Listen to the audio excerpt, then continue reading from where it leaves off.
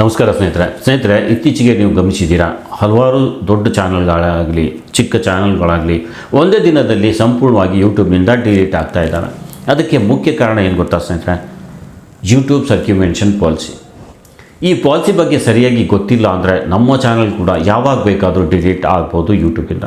ಅದಕ್ಕಾಗಿ ಈ ವಿಡಿಯೋದಲ್ಲಿ ಸರ್ಕ್ಯುಮೆನ್ಷನ್ ಪಾಲಿಸಿ ಅಂದರೆ ಏನು, ಯಾವ ಕೆಲಸ ಮಾಡಿದರೆ ಚಾನಲ್ ಡಿಲೀಟ್ ಆಗುತ್ತೆ, ಇದರಿಂದ ಹೇಗೆ ಬಚಾವ್ ಆಗೋದು, ಚಾನಲ್ ಡಿಲೀಟ್ ಆದಮೇಲೆ ಏನಾದರೂ ಪರಿಹಾರ ಇದೆಯಾ, ಇದೆಲ್ಲವನ್ನು ಈ ವಿಡಿಯೋದಲ್ಲಿ ಸಿಂಪಲ್ ಕನ್ನಡದಲ್ಲಿ ಕ್ಲಿಯರ್ ಆಗಿ ಎಕ್ಸ್ಪ್ಲೇನ್ ಮಾಡ್ತೀನಿ. ವಿಡಿಯೋ ಪೂರ್ತಿ ನೋಡಿ ಅಂದ್ರೇ ಅರ್ಥ ಆಗುತ್ತೆ. ಇಲ್ಲ ಸಮಸ್ಯೆ ತಪ್ಪಿದ್ದಲ್ಲ. ಒಮ್ಮೆ ಒಂದು ಚಾನಲ್ ಡಿಲೀಟ್ ಆಯಿತು ಯೂಟ್ಯೂಬಿಂದ ಅಂದರೆ ಯೂಟ್ಯೂಬಿಂದ ದುಡ್ಡು ಮಾಡೋ ನಿಮ್ಮ ಕನಸು ನುಚ್ಚು ನೂರು. ಹಾಗಾಗಿ ತಾಳ್ಮೆಟ್ಟು ಸರ್ಕ್ಯುಮೆನ್ಷನ್ ಪಾಲಿಸಿ ಬಗ್ಗೆ ಪೂರ್ತಿ ತಿಳಿದುಕೊಳ್ಳಿ ಸ್ನೇಹಿತರೆ. ಸರ್ಕ್ಯುಮೆನ್ಷನ್ ಪಾಲಿಸಿ ಅಂದರೆ ಏನು? ಸರ್ಕ್ಯುಮೆನ್ಷನ್ ಅಂದರೆ ಸಿಂಪಲ್ ಭಾಷೆಯಲ್ಲಿ ಹೇಳಬೇಕು ಅಂದರೆ ಯೂಟ್ಯೂಬ್ ರೂಲ್ಸ್, ಸಿಸ್ಟಮ್ಸ್, ರೆಸ್ಟ್ರಿಕ್ಷನ್ಸ್ ಅಥವಾ ಪನಿಷ್ಮೆಂಟನ್ನು ತಪ್ಪಿಸಿಕೊಳ್ಳೋಕೆ ನಾವು ತಂತ್ರ ಹಣಿಯೋದು, ಶಾರ್ಟ್ಕಟ್ ಹುಡುಕೋದು, ಟ್ರಿಕ್ ಬಳಸೋದು. ಯೂಟ್ಯೂಬ್ ಒಂದು ಸಿಸ್ಟಮ್ ಹಾಕಿರುತ್ತೆ. ಆ ಸಿಸ್ಟಮನ್ನು ಡಿಸೀವ್ ಮಾಡೋ ಪ್ರಯತ್ನ ಮಾಡಿದರೆ ಅಂದರೆ ಮೋಸಗೊಳಿಸೋ ಪ್ರಯತ್ನ ಮಾಡಿದರೆ ಅದೇ ಸರ್ಕ್ಯುಮೆನ್ಷನ್ ಪಾಲಿಸಿ ವೈಲೇಷನ್. ಯೂಟ್ಯೂಬ್ಗೆ ಇದು ಮೋಸ್ಟ್ ಸೀರಿಯಸ್ ವೈಲೇಷನ್ಸ್. ಅಂದರೆ ಒಮ್ಮೆ ವೈಲೇಷನ್ ಕನ್ಫರ್ಮ್ ಆದರೆ ವಾರ್ನಿಂಗ್ ಇಲ್ಲ, ಸ್ಟ್ರೈಕ್ ಇಲ್ಲ, ಡೈರೆಕ್ಟ್ ಚಾನಲ್ ಟರ್ಮಿನೇಷನ್. ಸರ್ಕ್ಯುಮೆನ್ಷನ್ ಪಾಲಿಸಿಯಲ್ಲಿ ಬರುವ ಕಾಮನ್ ಮಿಸ್ಟೇಕ್ಸ್ ಏನು ಅಂದರೆ ಸ್ನೇಹಿತರೆ, ಈಗ ಜನ ಹೆಚ್ಚು ಮಾಡ್ತಿರೋ ತಪ್ಪುಗಳನ್ನು ಒಂದೊಂದಾಗಿ ನೋಡೋಣ ಬನ್ನಿ ಸ್ನೇಹಿತರೆ. ಫಸ್ಟ್ ಪಾಯಿಂಟ್ ಸ್ನೇಹಿತರೆ, ಟರ್ಮಿನೇಟೆಡ್ ಚಾನಲ್ ಮತ್ತೆ ಕ್ರಿಯೇಟ್ ಮಾಡೋದು.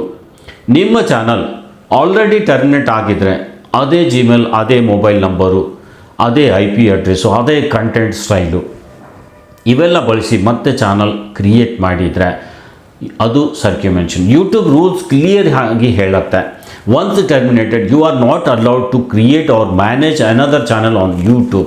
ಒಮ್ಮೆ ಯೂಟ್ಯೂಬ್ನಿಂದ ಚಾನಲ್ ಡಿಲೀಟ್ ಆದ ನಂತರ ನಿಮಗೆ ಇನ್ನೊಂದು ಚಾನಲ್ ರಚಿಸೋದಾಗಲಿ ಅಥವಾ ನಿಮ್ಮ ಹತ್ತಿರ ಇನ್ನೊಂದು ಚಾನಲ್ ಇದ್ದರೆ ಅದನ್ನು ನಿರ್ವಹಿಸುವ ಅನುಮತಿ ಇರುವುದಿಲ್ಲ ಅಂತ ಹೇಳಿರುತ್ತೆ. ಸೆಕೆಂಡ್ ಪಾಯಿಂಟ್ ಸ್ನೇಹಿತರೆ, ಸ್ಟ್ರೈಕ್ ಅವಾಯ್ಡ್ ಮಾಡೋಕ್ಕೆ ಸೆಕೆಂಡ್ ಚಾನಲ್ ಬಳಸೋದು.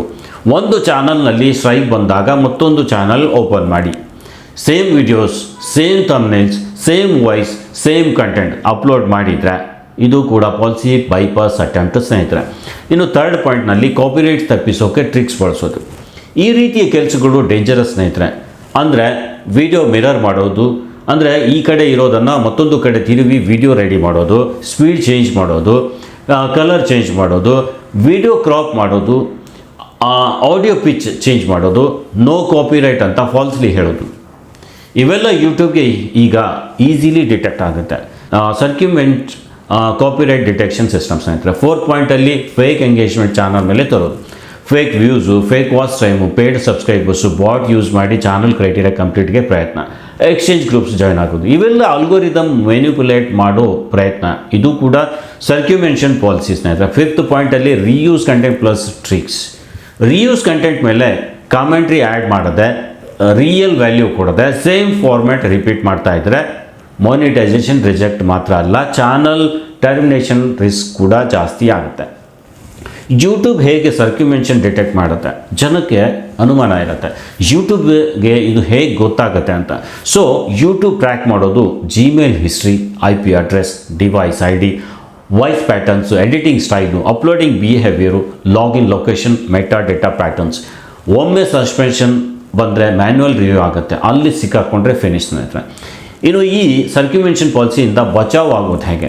ಸೊ ಈ ಪಾಯಿಂಟ್ಸ್ ಎಲ್ಲ ಫಾಲೋ ಮಾಡಿದರೆ ಸೇಫ್ ಇರ್ತೀರ.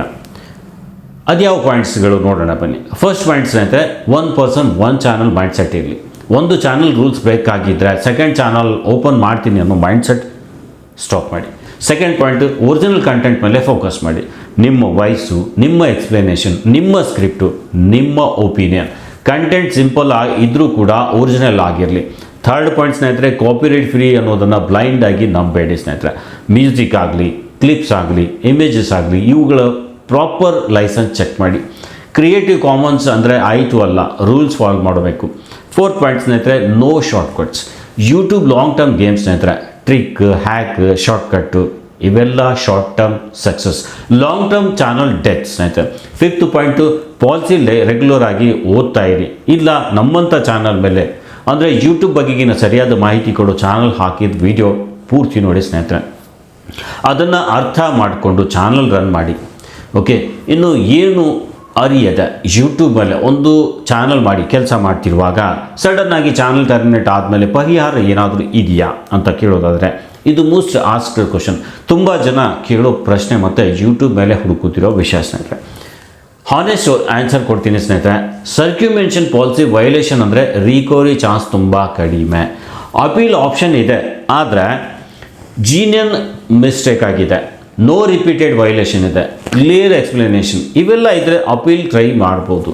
ಆದರೆ ಸಿಸ್ಟಮ್ ಬೈಪಾಸ್ ಇಂಟೆನ್ಷನಲಿ ಆಗಿದ್ದರೆ, ಮಲ್ಟಿಪಲ್ ಚಾನಲ್ಸ್ ಇನ್ವಾಲ್ವ್ ಇದ್ದರೆ ಅಪೀಲ್ ರಿಜೆಕ್ಟ್ ಆಗೋ ಚಾನ್ಸ್ 90% ಇರುತ್ತೆ ಸ್ನೇಹಿತರೆ. ರಿಕವರ್ ಆಗೋದು ಕಷ್ಟ. ಸೊ ಇವೆಲ್ಲ ನೋಡಿಕೊಂಡು ಕೆಲವರು ಫೇಕ್ ಮೆಥಡ್ ಹೇಳ್ತಾರೆ. ಫೇಕ್ ಮೆಥಡ್ಸ್ ನಂಬೇಡಿ ಸ್ನೇಹಿತರೆ. ಚಾನಲ್ ರಿಕವರಿ ಎಕ್ಸ್ಪರ್ಟ್ ಇದ್ದೀನಿ, 100% ಅನ್ಬ್ಯಾನ್ ಗ್ಯಾರಂಟಿ ಇದೆ ನಮ್ಮ ಹತ್ರ, ಬ್ಯಾಕ್ ಆ್ಯಂಡ್ ಕಾಂಟ್ಯಾಕ್ಟ್ ಸಪೋರ್ಟ್ ಇದೆ ಅಂತ ಹೇಳೋರು ಕೂಡ ಇದ್ದಾರೆ. ಯಾಕೆಂದರೆ ಚಾನಲ್ ಜೊತೆ ನಾವು ಇಮೋಷ್ನಲಿ ಅಟ್ಯಾಚ್ ಆಗಿರ್ತೀವಿ. ಹಾಗಾಗಿ ಇದೆಲ್ಲ ಅವರು ನೋಡಿಕೊಂಡು ನಿಮ್ಮನ್ನು ಯಾಮಾರ್ತಾರೆ. ಸೊ ಇವೆಲ್ಲ ಸ್ಕ್ಯಾಮ್. ಯೂಟ್ಯೂಬ್ ಹೊರತು ಬೇರೆ ಯಾರೂ ಚಾನಲ್ ಸ್ಟೋರ್ ಮಾಡೋದಕ್ಕೆ ಪವರ್ ಇಲ್ಲ. ಇದು ನೆನಪಿಟ್ಕೊಂಡು ಕೆಲಸ ಮಾಡಿ. ಏನೋ ಅಪೀಲ್ ಹಾಕ್ಬೋದು ಅಷ್ಟೇ, ಅದು ಬಿಟ್ಟರೆ ಬೇರೆ ದಾರಿ ಇಲ್ಲ. ಸೊ ಯೂಟ್ಯೂಬ್ ಮೇಲೆ ಸ್ನೇಹಿತರೆ ಸರ್ಕ್ಯುಮೆನ್ಷನ್ ಪಾಲಿಸಿ ಅನ್ನೋದು ಜೋಕ್ ಅಲ್ಲ. ಈಗ ಒಂದು ತಪ್ಪು ವರ್ಷಾನುಗಟ್ಟಲೆ ಮಾಡಿದ ಎಫರ್ಟ್ಸ್ ಒಂದೇ ಹುಡುತಕ್ಕೆ ಢಮಾರ್ ಸ್ನೇಹಿತರೆ.